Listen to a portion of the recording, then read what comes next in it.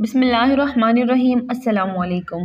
روحا کے مقام پر آپ صلی اللہ علیہ وسلم نے لشکر کو گننے کا حکم دیا۔ گننے پر معلوم ہوا مجاہدین کی تعداد 313 ہے۔ آپ صلی اللہ علیہ وسلم یہ سن کر خوش ہوئے اور فرمایا، یہ وہی تعداد ہے جو طالوت کے ساتھیوں کی تھی جو ان کے ساتھ نہر تک پہنچے تھے۔ طالوت بنی اسرائیل کے ایک نیک مجاہد بادشاہ تھے۔ ان کی قیادت میں 313 مسلمانوں نے جالوت نامی کافر بادشاہ کی فوج کو شکست دی تھی۔ لشکر میں گھوڑوں کی تعداد صرف 5 تھی، اونٹ 70 کے قریب تھے، اس لیے ایک ایک اونٹ 3 یا 4 آدمیوں کے حصے میں دیا گیا۔ آپ صلی اللہ علیہ وسلم کے حصے میں جو اونٹ آیا اس میں 2 اور ساتھی بھی شریک تھے۔ آپ صلی اللہ علیہ وسلم بھی اس اونٹ پر اپنی باری کے حساب سے سوار ہوتے اور ساتھیوں کی باری پر انہیں سوار ہونے کا حکم فرماتے۔ اگرچہ وہ اپنی باری بھی آپ صلی اللہ علیہ وسلم کو دینے کی خواہش ظاہر کرتے، وہ کہتے، اے اللہ کے رسول، آپ سوار رہیے، ہم پیدل چل لیں گے۔ جواب میں آپ صلی اللہ علیہ وسلم فرماتے، تم دونوں پیدل چلنے میں مجھ سے زیادہ مضبوط نہیں ہو اور نہ میں تمہارے مقابلے میں اس کی رحمت سے بے نیاز ہوں، یعنی میں بھی تم دونوں کی طرح اجر کا خواہش مند ہوں۔ روحا کے مقام پر ایک اونٹ تھک کر بیٹھ گیا۔ آپ صلی اللہ علیہ وسلم پاس سے گزرے تو پتہ چلا اونٹ تھک کر بیٹھ گیا ہے اور اٹھ نہیں رہا۔ آپ صلی اللہ علیہ وسلم نے کچھ پانی لیا، اس سے کلی والا پانی اونٹ والے کے برتن میں ڈالا اور اس کے منہ میں ڈال دیا۔ اونٹ فوراً اٹھ کھڑا ہوا اور پھر اس قدر تیز چلا کہ لشکر کے ساتھ جا ملا۔ اس پر تھکاوٹ کے کوئی آثار باقی نہ رہے۔ اس غزوے کے موقع پر حضور صلی اللہ علیہ وسلم نے حضرت عثمان رضی اللہ عنہ کو وہ مدینہ منورہ ہی میں ٹھہرنے کا حکم فرمایا۔ وجہ اس کی یہ تھی کہ ان کی زوجہ محترمہ اور آپ صلی اللہ علیہ وسلم کی بیٹی سیدہ رقیہ رضی اللہ عنہا بیمار تھی۔ آپ صلی اللہ علیہ وسلم نے حضرت عثمان سے فرمایا، تمہیں یہاں ٹھہرنے کا بھی اجر ملے گا اور جہاد کرنے کا اجر بھی ملے گا۔ اس موقع پر آپ صلی اللہ علیہ وسلم نے مدینہ منورہ میں حضرت ابو لبابہ رضی اللہ عنہ کو اپنا قائم مقام بنایا۔ طلحہ بن عبید اور سعید بن زید رضی اللہ عنہما کو جاسوسی کی ذمہ داری سونپی تاکہ یہ دونوں لشکر سے آگے جا کر قریش کے تجارتی قافلے کی خبر لائیں۔ نبی کریم صلی اللہ علیہ وسلم نے انہیں مدینہ منورہ سے ہی روانہ فرما دیا۔ روحا کے مقام سے اسلامی لشکر آگے روانہ ہوا۔ عرق زیبا کے مقام پر ایک دیہاتی ملا، اس سے دشمن کے بارے میں کچھ معلوم نہ ہو سکا۔ اب لشکر پھر آگے بڑھا، اس طرح اسلامی لشکر زعفران کی وادی تک پہنچ گیا۔ اس جگہ آپ صلی اللہ علیہ وسلم کو اطلاع ملی، قریش مکہ ایک لشکر لے کر اپنے قافلے کو بچانے کے لیے مکے سے کوچ کر چکے ہیں۔ آپ صلی اللہ علیہ وسلم نے اطلاع ملنے پر تمام لشکر کو ایک جگہ جمع فرمایا اور ان سے مشورہ کیا، کیونکہ مدینہ منورہ سے مسلمان صرف ایک تجارتی قافلے کو روکنے کے لیے روانہ ہوئے تھے، کسی باقاعدہ لشکر کے مقابلے کے لیے نہیں نکلے تھے۔ اس پر صحابہ کرام رضی اللہ عنہم نے باری باری اپنی رائے دی۔ حضرت مقداد رضی اللہ عنہ نے عرض کیا، اے اللہ کے رسول، آپ کو اللہ تعالیٰ نے حکم فرمایا ہے، اس کے مطابق عمل فرمائیے، ہم آپ کے ساتھ ہیں۔ اللہ کی قسم ہم اس طرح نہیں کہیں گے جس طرح موسیٰ علیہ السلام کو بنی اسرائیل نے کہا تھا کہ آپ اور آپ کا رب جا کر لڑ لیجئے، ہم تو یہیں بیٹھے ہیں، بلکہ ہم تو یہ کہتے ہیں کہ ہم آپ کے ساتھ ہیں، ہم آپ کے آگے پیچھے اور دائیں بائیں لڑیں گے، آخر دم تک لڑیں گے۔ حضرت مقداد رضی اللہ تعالی عنہ کی تقریر سن کر آپ صلی اللہ علیہ وسلم کا چہرہ خوشی سے چمکنے لگا۔ آپ صلی اللہ علیہ وسلم مسکرانے لگے۔ حضرت مقداد رضی اللہ تعالی عنہ کو دعا دی۔ حضرت ابوبکر صدیق اور حضرت عمر نے بھی تقاریریں کی۔ ان کی تقاریر کے بعد نبی کریم صلی اللہ علیہ وسلم نے انصاری حضرات کی طرف دیکھا، کیونکہ ابھی تک ان میں سے کوئی کھڑا بھی نہیں ہوا تھا۔ اب انصاری بھی آپ صلی اللہ علیہ وسلم کا اشارہ سمجھ گئے، چنانچہ حضرت سعد بن معاذ رضی اللہ عنہ اٹھے اور عرض کیا، اے اللہ کے رسول، شاید آپ کا اشارہ ہماری طرف ہے، تو عرض ہے کہ ہم ایمان لا چکے ہیں، آپ کی تصدیق کر چکے ہیں اور گواہی دے چکے ہیں کہ ہم ہر حال میں آپ کا حکم مانیں گے، فرما برداری کریں گے۔ ان کی تقاریر سن کر آپ صلی اللہ علیہ وسلم کے چہرے پر خوشی کے آثار ظاہر ہوئے، چنانچہ آپ صلی اللہ علیہ وسلم نے فرمایا، اب اٹھو، کوچ کرو، تمہارے لیے خوشخبری ہے، اللہ تعالیٰ نے مجھ سے وعدہ فرمایا ہے کہ وہ ہمیں فتح مبین دے گا۔ زعفران کے وادی سے روانہ ہو کر آپ صلی اللہ علیہ وسلم بدر کے مقام پر پہنچے۔ اس وقت تک قریشی لشکر بھی بدر کے قریب پہنچ چکا تھا۔ آپ صلی اللہ علیہ وسلم نے حضرت علی کو قریش کے لشکر کی خبر معلوم کرنے کے لیے بھیجا۔ انہیں 2 ماشکی پانی بھرنے والے ملے، وہ قریشی لشکر کے ماشکی تھے۔ ان دونوں سے لشکر کے بارے میں کافی معلومات حاصل ہوئی۔ انہوں نے لشکر میں شامل بڑے بڑے سرداروں کے نام بھی بتا دیے۔ اس پر حضور صلی اللہ علیہ وسلم نے اپنے صحابہ سے فرمایا مکہ نے اپنا دل اور جگر نکال کر تمہارے مقابلے کے لیے بھیجے ہیں، یعنی اپنے تمام معزز اور بڑے لوگ بھیج دیے ہیں۔ اس دوران ابو سفیان رضی اللہ عنہ قافلے کا راستہ بدل چکے تھے اور اس طرح ان کا قافلہ بچ گیا، جبکہ اس قافلے کو بچانے کے لیے جو لشکر آیا تھا اس سے اسلامی لشکر کا آمنا سامنا ہو گیا۔ ادھر ابو سفیان رضی اللہ تعالی عنہ نے جب دیکھا کہ قافلہ تو اب بچ گیا ہے، اس لیے انہوں نے ابو جہل کو پیغام بھیجا کہ واپس مکہ کی طرف لوٹ چلو، کیونکہ ہم اسلامی لشکر سے بچ کر نکل آئے ہیں۔ لیکن ابو جہل نے واپس جانے سے انکار کر دیا۔ قریشی لشکر نے بدر کے مقام پر اس جگہ پڑاؤ ڈالا جس جگہ پانی نزدیک، دوسری طرف اسلامی لشکر نے جس جگہ پڑاؤ ڈالا پانی وہاں سے فاصلے پر تھا۔ اس سے مسلمانوں کو پریشانی ہوئی، تب اللہ تعالی نے وہاں بارش برسا دی اور ان کی پانی کی تکلیف رفع ہو گئی، جبکہ اس بارش کی وجہ سے کافر پریشان ہوئے، وہ اپنے پڑاؤ سے نکلنے کے قابل نہ رہے۔ مطلب یہ کہ بارش مسلمانوں کے لیے رحمت اور قافلوں کے لیے زحمت ثابت ہوئی۔ صبح ہوئی تو اللہ تعالیٰ کے رسول صلی اللہ علیہ وسلم نے اعلان فرمایا لوگوں نماز کے لیے تیار ہو جاؤ۔ چنانچہ صبح کی نماز ادا کی گئی۔ پھر جب آپ صلی اللہ علیہ وسلم نے صحابہ کرام رضی اللہ عنہم کو خطبہ دیا، آپ صلی اللہ علیہ وسلم نے ارشاد فرمایا میں تمہیں ایسی بات کے لیے ابھارتا ہوں جس کے لیے تمہیں اللہ تعالیٰ نے ابھارا ہے۔ تنگی اور سختی کے موقعوں پر صبر کرنے سے اللہ تعالیٰ تمہیں تکالیف سے بچا لیتا ہے اور تمام غموں سے نجات عطا فرماتا ہے۔ اب آپ صلی اللہ علیہ وسلم لشکر کو لے کر آگے بڑھے اور قریش سے پہلے پانی کے قریب پہنچ گئے۔ مقام بدر پر پانی کا چشمہ تھا۔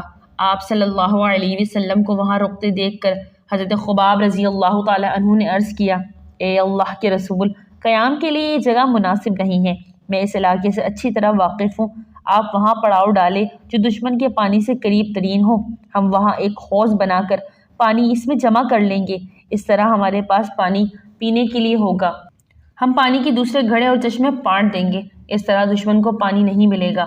آپ صلی اللہ علیہ وسلم نے ان کی رائے کو پسند فرمایا۔ ایک روایت کے مطابق اس وقت حضرت جبرائیل علیہ السلام اللہ کا پیغام لے کر آئے اور بتایا کہ حضرت خباب رضی اللہ عنہ کی رائے بہت عمدہ ہے۔ اس رائے کے بعد آپ صلی اللہ علیہ وسلم لشکر کو لے کر آگے بڑھے اور اس چشمے پر آ گئے جو اس جگہ قریب ترین تھا جہاں قریش نے پڑاؤ ڈالا تھا۔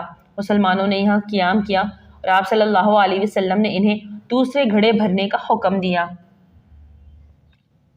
پھر نبی کریم صلی اللہ علیہ وسلم نے اس کچے کنویں پر ایک حوض بنوایا جہاں اسلامی لشکر نے پڑاؤ ڈالا تھا۔ آپ صلی اللہ علیہ وسلم نے اس میں پانی بھروا دیا اور ڈول ڈلوا دیے۔ اس طرح حضرت خباب رضی اللہ تعالی عنہ کے مشورے پر عمل ہوا۔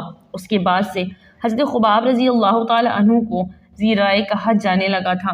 اس موقع پر حضرت سعد بن معاذ رضی اللہ تعالی عنہ نے آپ صلی اللہ علیہ وسلم سے عرض کیا اے اللہ کے رسول، کیوں نہ ہم آپ کے لیے ایک عریش بنا دیں۔ عریش کھجور کی شاخوں اور پتوں کا ایک سائبان ہوتا ہے، آپ اس میں تشریف رکھیں، اس کے پاس آپ کی سواریاں تیار ہیں اور ہم دشمن سے جا کر مقابلہ کریں۔ نبی کریم صلی اللہ علیہ وسلم نے ان کا مشورہ قبول فرمایا، چنانچہ آپ کے لیے سائبان بنایا گیا۔ یہ ایک اونچے ٹیلے پر بنایا گیا تھا۔ اس جگہ سے آپ صلی اللہ علیہ وسلم پورے میدان جنگ کا معائنہ فرما سکتے تھے۔ حضور صلی اللہ علیہ وسلم نے وہیں قیام فرمایا۔ صحابہ رضی اللہ عنہم نے پوچھا آپ کے ساتھ یہاں کون رہے گا تاکہ مشرکوں میں سے کوئی آپ کے قریب نہ آ سکے؟ حضرت علی رضی اللہ تعالی عنہ کہتے ہیں اللہ کی قسم یہ سن کر ہم میں سے ابو بکر صدیق رضی اللہ عنہ آگے بڑھے اور اپنی تلوار کا سایہ آپ کے سر پر کرتے ہوئے بولے جو شخص بھی آپ کی طرف بڑھنے کی جرت کرے گا اس سے پہلے اس تلوار سے نمٹنا پڑے گا۔ حضرت ابو بکر صدیق رضی اللہ عنہ کی ان جرات مند الفاظ کی بنیاد پر حضور صلی اللہ علیہ وسلم نے انہیں سب سے بہادر شخص قرار دیا۔ یہ بات جنگ شروع ہونے سے پہلے کی ہے۔ جب جنگ شروع ہوئی تو خود حضرت علی رضی اللہ عنہ بھی اس سائبان کے دروازے پر کھڑے تھے اور حضرت سعد بن معاذ بھی انصاری صحابہ کے ایک دستے کے ساتھ وہاں موجود تھے اور حضرت ابو بکر صدیق رضی اللہ عنہ اندر آپ صلی اللہ علیہ وسلم کی حفاظت پر مامور تھے۔ اس طرح صبح ہوئی، پھر قریشی لشکر ریت کے ٹیلے کے پیچھے سے نمودار ہوا۔ اس سے پہلے کہ حضور صلی اللہ علیہ وسلم نے کچھ مشرکوں کے نام لے لے کر فرمایا کہ فلاح اس جگہ قتل ہوگا، فلاح اس جگہ قتل ہوگا۔ حضرت انس بن مالک رضی اللہ عنہ فرماتے ہیں کہ جن لوگوں کے نام لے کر حضور صلی اللہ علیہ وسلم نے فرمایا تھا کہ فلاح اس جگہ قتل ہوگا، وہ بالکل وہی قتل ہوئے۔ ایک انچ بھی ادھر ادھر پڑے نہیں پائے گئے۔ حضور صلی اللہ علیہ وسلم نے جب دیکھا کہ قریش کا لشکر لوہے کا لباس پہنے ہوئے اور ہتھیاروں سے خوب لیس بڑا چلا آ رہا ہے تو اللہ رب العزت سے یوں دعا فرمائی، اے اللہ، یہ قریش کے لوگ، یہ تیرے دشمن اپنے تمام بہادروں کے ساتھ بڑے غرور کے عالم میں تجھ سے جنگ کرنے، یعنی تیرے احکامات کی خلاف ورزی اور تیرے رسول کو جھٹلانے کے لیے آئے ہیں۔ اے اللہ، آپ نے مجھ سے اپنی مدد اور نصرت کا وعدہ فرمایا ہے، لہٰذا وہ مدد بھیج دے۔ اے اللہ، تو نے مجھ پر کتاب نازل فرمائی ہے اور مجھے ثابت قدم رہنے کا حکم فرمایا ہے۔ مشرکوں کے اس لشکر پر ہمیں غلبہ عطا فرما۔ اے اللہ، انہیں آج ہلاک فرما دے۔ ایک اور روایت میں ہے علیہ وسلم کی دعا میں یہ الفاظ بھی آئے، اے اللہ، اس امت کے فرعون ابو جہل کو کہیں پناہ نہ دے، نہ ٹھکانہ دے۔ غز جب قریشی لشکر ٹھہر گیا تو انہوں نے عمیر بن وہب جہمی رضی اللہ عنہ کو جاسوسی کے لیے بھیجا۔ یہ عمیر بن وہب رضی اللہ عنہ بعد میں مسلمان ہو گئے تھے اور بہت اچھے مسلمان ثابت بھی ہوئے تھے۔ آپ صلی اللہ علیہ وسلم کے ساتھ غزوہ احد میں شریک بھی ہوئے۔ قریش نے عمیر رضی اللہ عنہ سے کہا، جا کر محمد کے لشکر کی تعداد معلوم کرو اور ہمیں خبر دو۔ عمیر رضی اللہ عنہ اپنے گھوڑے پر سوار ہو کر نکلے۔ انہوں نے اسلامی لشکر کے گرد ایک چکر لگایا، پھر واپس قریش کے پاس آئے اور یہ خبر دی، ان کی تعداد تقریباً 300 ہے، ممکن ہے کچھ زیادہ ہو، مگر اے قریش، میں نے دیکھا ہے ان لوگوں کو لوٹ کر اپنے گھروں میں جانے کی کوئی تمنا نہیں، اور میں سمجھتا ہوں ان میں سے کوئی آدمی اس وقت تک نہیں مارا جائے گا جب تک کہ کسی کو قتل نہ کر دے۔ گویا تمہارے بھی اتنے ہی آدمی مارے جائیں گے جتنا کہ ان کے، اس کے بعد پھر زندگی کا کیا مزہ رہ جائے گا، اس لیے جنگ شروع کرنے سے پہلے اس بارے میں غور کر لو۔ ان کی بات سن کر کچھ لوگوں نے ابو جہل سے کہا، جنگ کے ارادے سے باز آ جاؤ اور واپس چلو، بھلائی اسی میں ہے۔ واپس چلنے کا مشورہ دینے والوں میں حکیم بن حزام رضی اللہ عنہ بھی تھے۔ ابو جہل نے ان کی بات نہ مانی اور جنگ پر ٹل گئے، اور جو لوگ واپس چلنے کا کہہ رہے تھے انہیں بزدلی کا طعنہ دیا۔ اس طرح جنگ ٹل نہ سکی۔ ابھی جنگ شروع بھی نہیں ہوئی تھی کہ اسود مخزومی نے قریش کے سامنے اعلان کیا، میں اللہ کے سامنے عہد کرتا ہوں کہ یا تو مسلمانوں کے بنائے ہوئے حوض سے پانی پیوں گا یا اس کو توڑ دوں گا یا پھر اس کوشش میں جان دے دوں گا۔ پھر یہ اسود میدان میں نکلا۔ حضرت حمزہ رضی اللہ عنہ اس کے مقابلے میں آئے۔ حضرت حمزہ رضی اللہ تعالی عنہ نے اس پر تلوار کا وار کیا، اس کی پنڈلی کٹ گئی۔ اس وقت یہ حوض کے قریب تھا۔ ٹانگ کٹ جانے کے بعد یہ زمین پر چت گرا، خون تیزی سے بہہ رہا تھا۔ اس حالت میں یہ حوض کی طرف سرکا اور حوض سے پانی پینے لگا۔ حضرت حمزہ رضی اللہ عنہ فوراً اس کی طرف لپکے اور دوسرا وار کر کے اس کا کام تمام کر دیا۔ اس کے بعد قریش کے کچھ اور لوگ حوض کی طرف بڑھے، ان میں حضرت حکیم بن حزام بھی تھے۔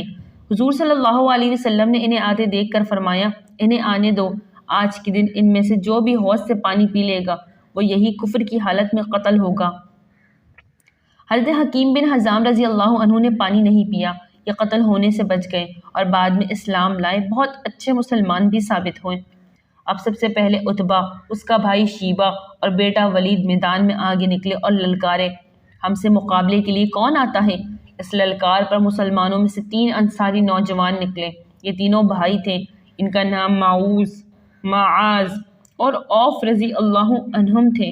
ان کے والد کا نام افرا تھا۔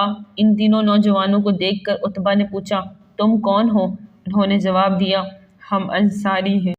اس پر عتبہ نے کہا، تم ہمارے برابر کے نہیں، ہمارے مقابلے میں مہاجرین میں سے کسی کو بھیجو، ہم اپنی قوم کے آدمیوں سے مقابلہ کریں گے۔ اس پر نبی کریم صلی اللہ علیہ وسلم نے انہیں واپس آنے کا حکم فرمایا۔ یہ تینوں اپنی صفوں میں واپس آ گئے۔ آپ صلی اللہ علیہ وسلم نے ان کی تعریف فرمائی اور انہیں شاباش دی۔ اب آپ صلی اللہ علیہ وسلم نے حکم فرمایا، اے عبیدہ بن حارث اٹھو، اے حمزہ اٹھو، اے علی اٹھو۔ یہ تینوں فوراً اپنی صفوں میں سے نکل کر ان تینوں کے سامنے پہنچ گئے۔ ان میں عبیدہ بن حارث رضی اللہ عنہ زیادہ عمر کے تھے، بوڑھے تھے۔ ان کا مقابلہ عتبہ بن ربیعہ سے ہوا۔ حضرت حمزہ رضی اللہ عنہ کا مقابلہ شیبہ سے اور حضرت علی کا مقابلہ ولید سے ہوا۔ حضرت حمزہ رضی اللہ عنہ نے شیبہ کو وار کرنے کا موقع نہ دیا اور ایک ہی وار میں اس کا کام تمام کر دیا۔ اس طرح حضرت علی رضی اللہ عنہ نے ایک ہی وار میں ولید کا کام تمام کر دیا۔ البتہ عبیدہ بن حارث رضی اللہ عنہ اور عتبہ کے درمیان تلواروں کے وار شروع ہو گئے۔ دونوں کے درمیان کچھ دیر تک تلواروں کے وار ہوتے رہے، یہاں تک کہ دونوں زخمی ہو گئے۔ اس وقت تک حضرت حمزہ اور حضرت علی رضی اللہ عنہ اپنے اپنے دشمن کا صفایا کر چکے تھے، لہٰذا وہ دونوں ان کی طرف بڑھے اور عتبہ کو ختم کر دیا۔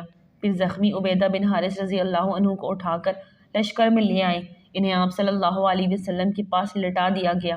انہوں نے پوچھا، اے اللہ کے رسول، کیا میں شہید نہیں ہوں؟ آپ صلی اللہ علیہ وسلم نے ارشاد فرمایا، میں گواہی دیتا ہوں کہ تم شہید ہو۔ اس کے بعد صفرہ کے مقام پر حضرت عبیدہ بن حارث رضی اللہ عنہ کا انتقال ہو گیا۔ انہیں وہیں دفن کیا گیا، جبکہ حضور صلی اللہ علیہ وسلم غزوہ بدر سے فارغ ہونے کے بعد مدینہ منورہ کی طرف لوٹ رہے تھے۔ ناظرین، غزوہ بدر کا تفصیلی قصہ حصہ دوم کل اپلوڈ ہوگی، ویڈیو کے ساتھ بنے رہیں۔ ناظرین، ویڈیو اچھی لگے تو لائک کر دیں، چینل کو سبسکرائب کر دیں اور دعاؤں میں یاد رکھیے۔ السلام علیکم۔